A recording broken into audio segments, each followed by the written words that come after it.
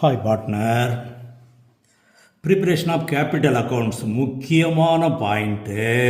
அடுத்து எல்லாமே நம்ம கேபிட்டல் அக்கௌண்ட் ப்ரிப்பேர் பண்ணிக்கிட்டே இருப்போம். தியரி பேஸ்லேயும் இதை கேட்கலாம்.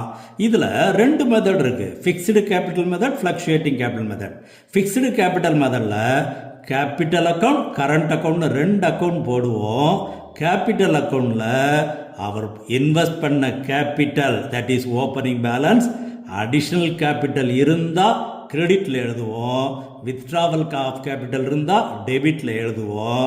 இது எந்த பிரின்சிபிள் படின்னு சொன்னால் நம்ம படிச்சிருக்கோம் ஏற்கனவே 11th படித்தது. Increase in capital credit, decrease in capital debit. இந்த ரூல்ஸ் தான் நம்ம இதில் ஃபுல்லாக பயன்படுத்த போகிறோம். ரைட்டு. அதே இது ஃப்ளக்ஷுவேட்டிங் கேபிட்டல் மெத்தட்னா ஓப்பனிங் பேலன்ஸ் எழுதுவோம், அடிஷனல் கேபிட்டல், வித்ட்ராவல் கேபிட்டல் எழுதுவோம்.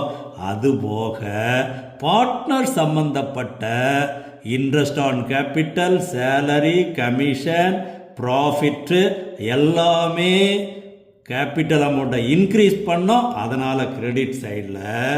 அதே இது drawings, interest on drawings, withdrawal of capital, loss ஏதாவது இருந்தால் இது எல்லாமே அவங்களுடைய கேபிட்டல் அமௌண்ட்டை டிக்ரீஸ் பண்ணோம், அதனால் டெபிட்டில் எழுதுவோம்.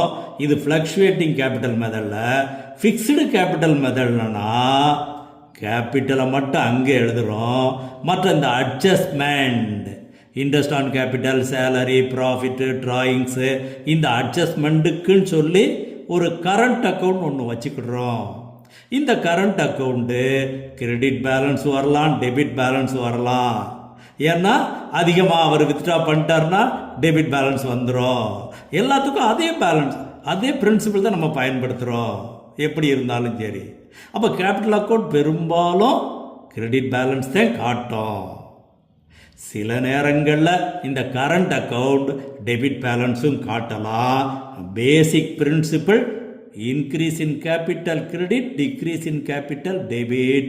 இதை கடைசி வரைக்கும் ஃபாலோ பண்ணிக்கோ. இதில் இருந்தும் அசட்ஸ் அண்ட் ரீசனிங் கொஸ்டின் கேட்கலாம். பேசிக்காக முக்கியமாக இதை படிச்சுக்கோ.